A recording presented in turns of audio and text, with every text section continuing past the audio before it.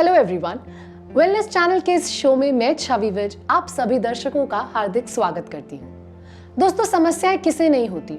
आर्थिक, मानसिक, शारीरिक और शारीरिक समस्याएं दो प्रकार की होती हैं। एक वो जिसमें इंसान अपनी बीमारी से परेशान होता है और दूसरा वो जिसमें इंसान को कोई तकलीफ तो नहीं हो रही बट फिर भी वो अपनी लुक को लेकर बड़ा परेशान रहता है। ऐसी एक शारीरिक समस्या है बाल झड़ना। अब वो जमाना गया जब बाल झड़ना सिर्फ एक बुढ़ापे की निशानी समझा जाता था। अब तो क्या जवान, क्या बूढ़ा, इवन बच्चों में भी ये समस्या तेजी से बढ़ती जा रही है।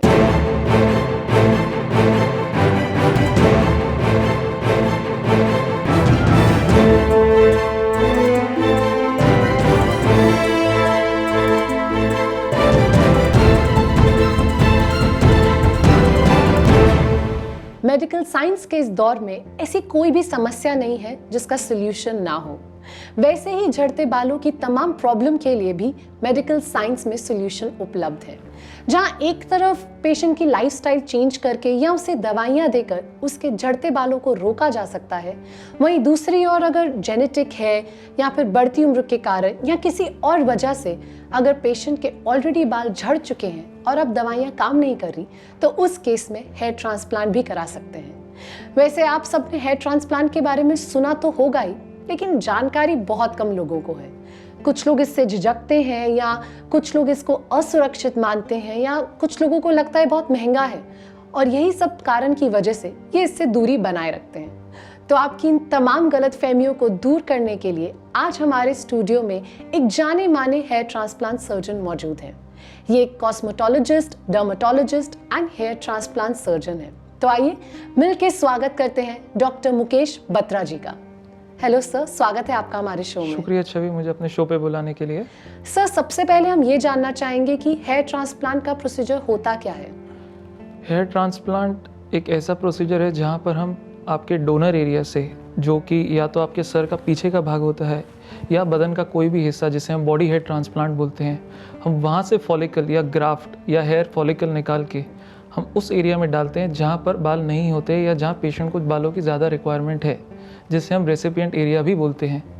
So basically this is just relocation, मतलब एक जगह से बाल निकाल के जहाँ पर रिक्वायरमेंट है वहाँ पर बाल लगाना, यही होता है हेयर ट्रांसप्लांट। आजकल के टाइम में कौन कौन सी तकनीकें यहाँ पे मौजूद हैं? आप भले ही इंडिया की बात करें या वर्ल्ड वाइड आप कोई भी कंट्री की बात करें, तो ओवरऑल सिर्फ दो ही तकनीक है जो हेयर ट्रांसप्लांट के लिए अवेलेबल है, जिसे हम FUT यानी स्ट्रिप सर्जरी या फॉलिकुलर यूनिट ट्रांसप्लांट के नाम से जानते हैं।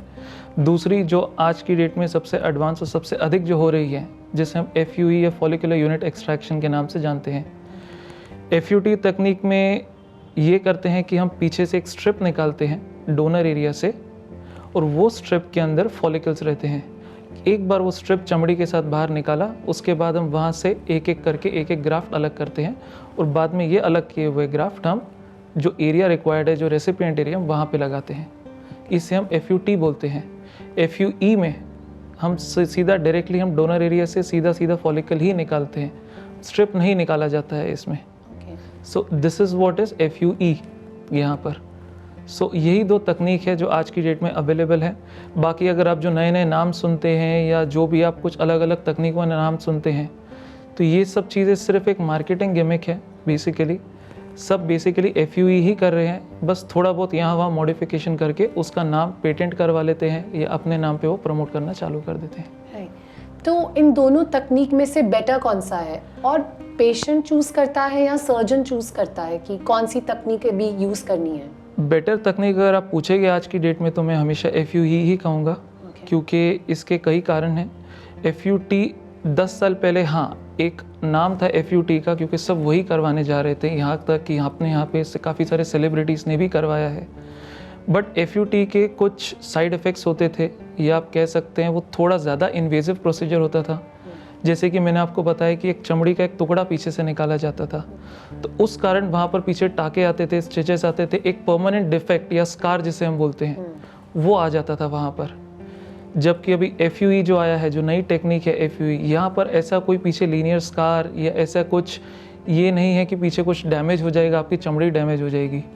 FUT में जहाँ की आपकी नसें कटने का डर होता था यहाँ तक कि वहाँ पर कंप्लीट सेंसेशन लॉस, जैसे हम सेंसरी लॉस बोला करते हैं, वो हो सकता था FUT में, जो FUE में नहीं देखा जाता है। तो ये कुछ चंद कारणों के कारण FUE is more preferable, that is the reason. Sir इसमें पेशेंट के पूरे सर पर बाल आ जाते हैं? डिपेंड करता है, जैसे मैंने आपको बोला ये सर्जरी के अंदर दो चीज़ें हैं, एक रेसिपिएंट एरिया और एक डोनर एरिया। अगर पेशेंट का डोनर एरिया उतना सफिशिएंट इनफ है कि हम उतने सारे फॉलिकल निकाल सके जितनी इनकी रिक्वायरमेंट है, तो कवर की जा सकती है। सर ये बाल लंबे होने में कितना समय लगाते हैं? ट्रांसप्लांट अगर बाय चांस समझो मैं अगर आज किसी का ट्रांसप्लांट करता हूँ तो उसके एक माइलस्टोन हम कहते हैं। जैसे कि अगर आज हम किसी का ट्रांसप्लांट करते हैं तो हम पेशेंट को बोलते हैं ये जो लगे हुए बाल है ये आने वाले 1.5 महीने में झड़ जाएंगे, लेकिन जड़ें अंदर रह जाती हैं। बाल उगना चालू होती है तीसरे महीने से, जहाँ पर पेशेंट छू के महसूस कर सकता है कि हाँ जड़ों से बाल निकलना शुरू हुए हैं। विजिबल डिफरेंस देखने में 6 महीने का समय लगता है, पूरा रिजल्ट आते आते 8 से 12 महीने लगते हैं।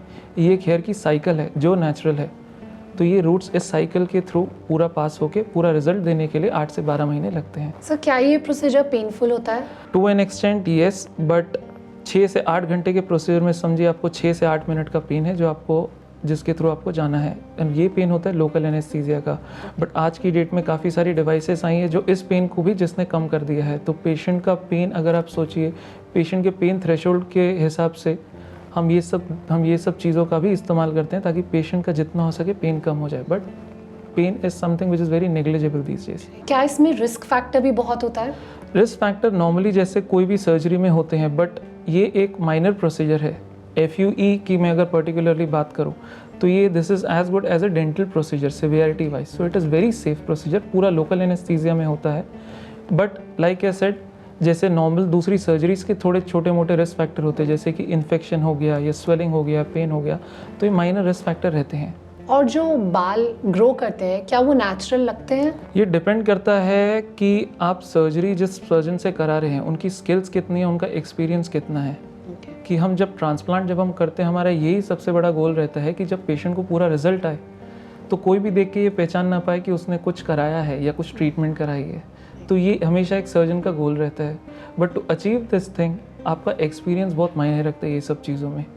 काफ़ी जगह पर पेशेंट एक अनरियलिस्टिक एक्सपेक्टेशन लेके आता है कि मुझे हेयरलाइन ऐसी चाहिए या मुझे बाल यहाँ पर ज़्यादा यहाँ पे कम चाहिए। तो वो चीज़ें ना करके सर्जन अपने एक्सपीरियंस के थ्रू पेशेंट को बाकायदा हर एक चीज़ समझा के अगर ट्रांसप्लांट करे तो नेचुरल रिजल्ट आते हैं, और रिजल्ट कोई देख के भी नहीं समझ पाएगा कि आपने वाकई कुछ अननेचुरल या दूसरी कुछ चीज़ कराई है। सर हम यहाँ थोड़ी देर के लिए रुकेंगे, तो दोस्तों आप लोग कहीं जाइएगा नहीं, मिलते हैं एक छोटे से ब्रेक के बाद।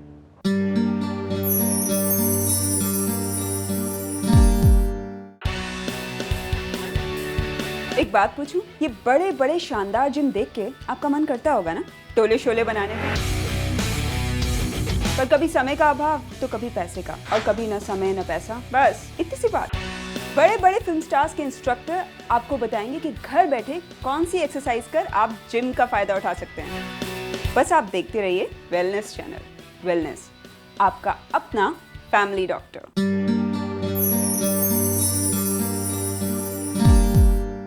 ब्रेक के बाद आप सभी दर्शकों का हार्दिक स्वागत है। हम बात कर रहे हैं डॉक्टर मुकेश बत्रा जी से, तो आइए उनसे अपनी चर्चा जारी रखते हैं। सर इस सर्जरी के कितने सेशन ज़रूरी होते हैं? नंबर ऑफ सेशन डिपेंड करते हैं पेशेंट टू पेशेंट। जैसे अगर किसी का छोटा एरिया है या सिर्फ आगे का एक एरिया कवर करना है तो एक सेशन में भी सर्जरी की जा सकती है। नहीं तो अधिकतर पेशेंट जो एडवांस केसेस में आते हैं, जैसे हम ग्रेड 5 ग्रेड 6 एलोपेशिया बोलते हैं, तो वहाँ पर हमें 2 से 3 सेशन भी लगते हैं पूरी तरह से उस एरिया को कवर करने के लिए, बशर्ते पेशेंट के पास उतना डोनर एरिया होना चाहिए। सर क्या हेयर ट्रांसप्लांट से आए बाल परमानेंट होते हैं? जी हाँ, इसका ये एक सबसे बड़ा कारण है, क्योंकि ये जो एरिया जिसे हम डोनर एरिया कहते हैं, हम इसे इसलिए चुनते हैं क्योंकि जेनेटिकली हार्मोन्स इनसेंसिटिव होता है। जो नॉर्मली अक्सर अगर आपने मेल्स देखे रहेंगे तो उनका या तो फ्रंट का या टॉप से ही बाल जाते हैं, बिकॉज यही एरिया है जहाँ के बाल आपके हार्मोन्स, जो मेल हार्मोन्स जिसे हम टेस्टोस्टेरोन बोलते हैं, इससे अफेक्ट होता है और इसके कारण जो बाल झड़ते हैं। अगर आपने बुजुर्ग भी देखे रहेंगे तो उनके अक्सर कान के और पीछे के बाल हमेशा रहते हैं, इसीलिए हम यही as a donor area choose करते हैं।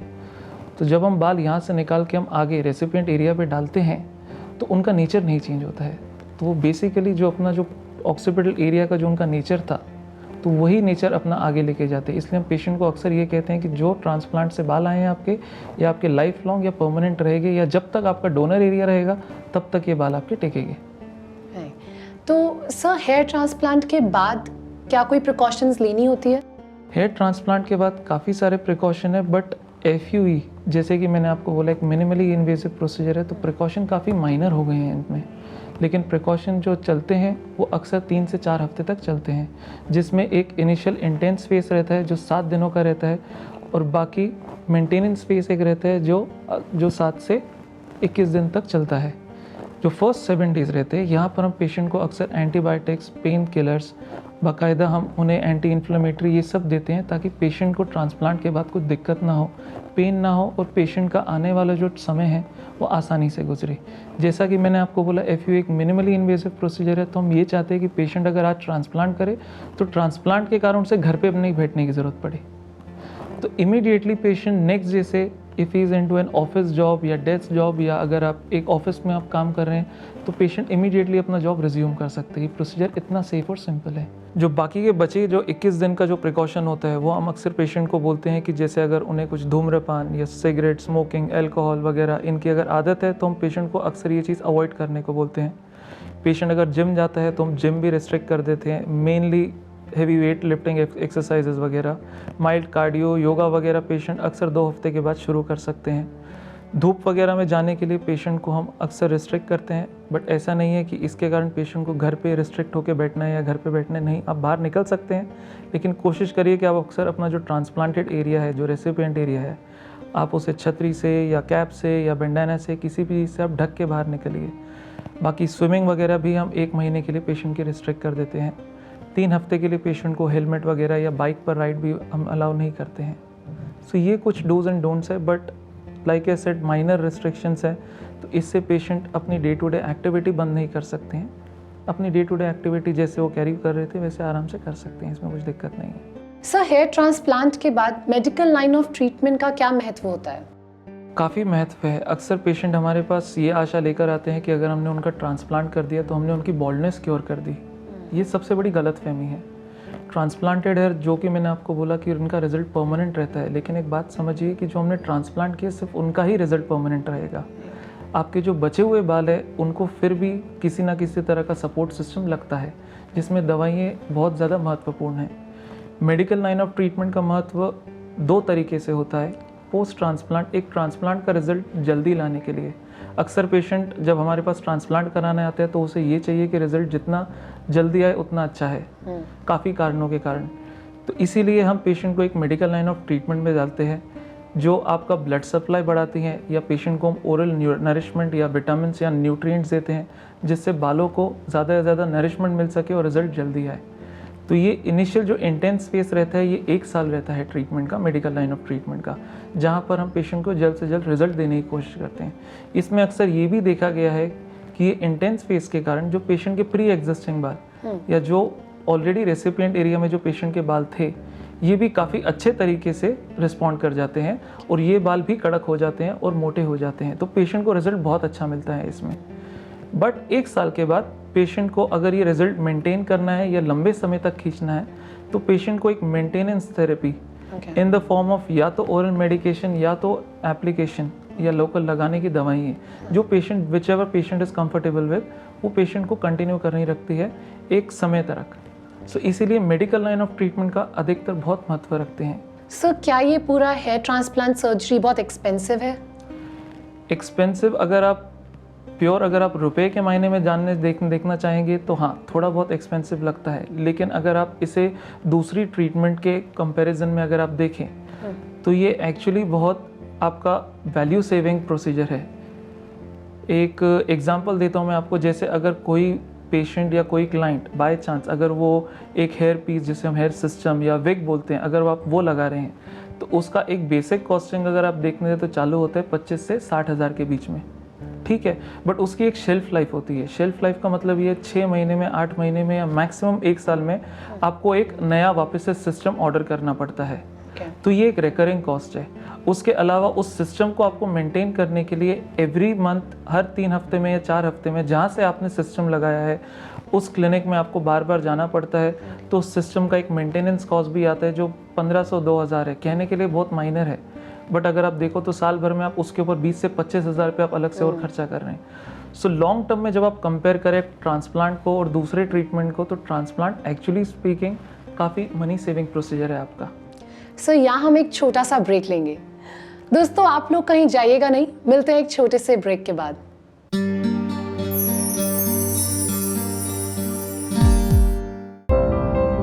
क्या हुआ, इतने दुखी क्यों हैं? चेहरे को कील मुहासों ने बिगाड़ रखा है या बालों के झड़ने से परेशान हैं? आंखों को नया रंग देना है या फिर नाक को नया शेप? होठों को गुलाब सा बनाना है या दांतों को मोतियों सा चमकाना है? बालों से लेकर गाल तक, चिन से लेकर चीक तक, अब आप हर अंग को नया रूप दे सकते हैं। कैसे?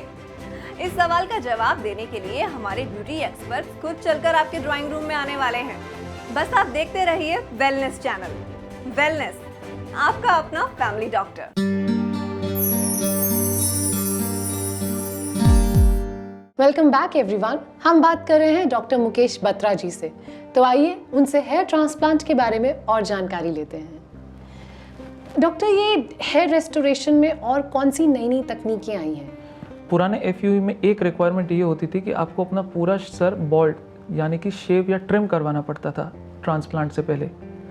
तो इसका ये एक साइड इफ़ेक्ट हम बोल सकते थे कि एक पेशेंट को सोशली, पेशेंट को वापस अपने बाहर आने के लिए, एक फ्रेंड सर्कल में या अपने सोशल सर्कल में आने के लिए तकरीबन 1.5 से 2 महीना लग जाता था, क्योंकि बाल अगर आप शेव करें या आप ट्रिम करें तो बाल को एक पूरी लेंथ में वापस से आने के लिए समय लगता है।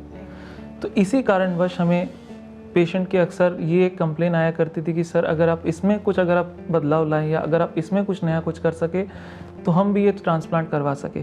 तो इसलिए हम एक अनशेवन मेथड लेके आए हैं जहाँ पर हम पेशेंट को शेव बिल्कुल ही नहीं करते, ना ही रेसिपिएंट एरिया ना ही डोनर एरिया। तो ट्रांसप्लांट के तुरंत बाद भी अगर आप पेशेंट को देखें तो पेशेंट जैसा आया था 7 दिन के बाद पेशेंट वैसे का वैसे ही लगता है इसमें। तो इसे हम अनशेवन मेथड बोलते हैं कि जहाँ पर हम डोनर एरिया में जो हमें फॉलिकल निकालना है हम सिर्फ सिज़र के माध्यम से, एक फाइन सिज़र आती है, हम सिर्फ उसकी हेल्प लेके एक जो फॉलिकल निकालना है सिर्फ उसे ही ट्रिम करते हैं। तो इसे हम अनशेवन FUE बोलते हैं। सर, स्कैल्प माइक्रोपिगमेंटेशन क्या होती है? स्कैल्प माइक्रोपिगमेंटेशन अगर आप एक ले टर्म में या एक आम आदमी की भाषा में आप लेके चलिए तो एक आप उसको एक स्कैल्प, एक मेडिकल ग्रेड टैटू के साथ आप कंपेयर कर सकते हैं। बेसिकली हम यहाँ पर एक छलावा क्रिएट करते हैं, फुलनेस का, डेंसिटी का। अक्सर पेशेंट्स की एक ये कंप्लेन रहती है कि ट्रांसप्लांट के बाद डेंसिटी पूरी तरह से नहीं आई, which is humanly not possible. हम रिजल्ट नेचुरल दे रहे हैं, हम एक कोशिश करें कि अच्छे से अच्छा रिजल्ट आए, बट फिर भी हम 100% डेंसिटी नहीं ला पाते हैं। तो वहाँ पर स्कैल्प माइक्रोपिगमेंटेशन जैसी जो ट्रीटमेंट्स है वो काम करती हैं।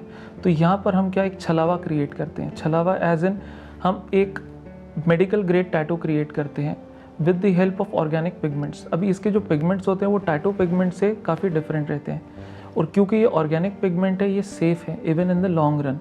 तो पेशेंट को इसके साइड इफ़ेक्ट एकदम नेग्लिजिबल या ना के बराबर हैं इस चीज़ में। तो यहाँ पर हम एक ऐसा छलावा क्रिएट करते हैं कि जैसे अगर आपने एक क्लीन शेव मेल को देखा रहेगा तो जहाँ पर उनको दाढ़ी आती है वहाँ पर फिर भी एक हरा हरा एक निशान, वैसे एक पर्टिकुलर हम बोलते हैं डिमार्केशन लाइन रहती है। तो जहाँ से बाल आ रहा होता है वहाँ पर एक डॉट रहता है, ब्लैक डॉट रहता है। तो वैसा ही डॉट हम स्कैल्प में क्रिएट करते हैं। तो ये एक बेसिकली इल्यूजन क्रिएटिंग टेक्नोलॉजी है यहाँ पर। इसका बेसिस ये है कि आदमी गंजा तभी दिखता है जब लाइट आपके स्कैल्प से रिफ्लेक्ट होकर सामने वाले की आंखों पे पड़ेगी, तभी आदमी गंजा दिखेगा इसमें। तो ये टेक्निक से हम ये कर रहे हैं कि हम वो लाइट का इफेक्ट ही ख़त्म कर रहे हैं। सर, हेयर क्लोनिंग और हेयर मल्टीप्लिकेशन किसे कहते हैं?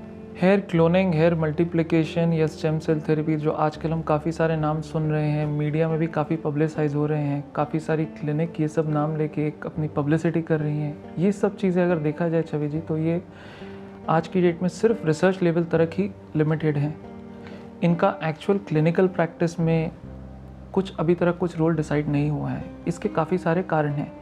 जैसे अगर हम हेयर क्लोनिंग की ही बात करें, हेयर क्लोनिंग बेसिकली उसका यही मतलब है कि हम एक बाल से हम दूसरा वैसे ही बाल क्रिएट कर रहे हैं।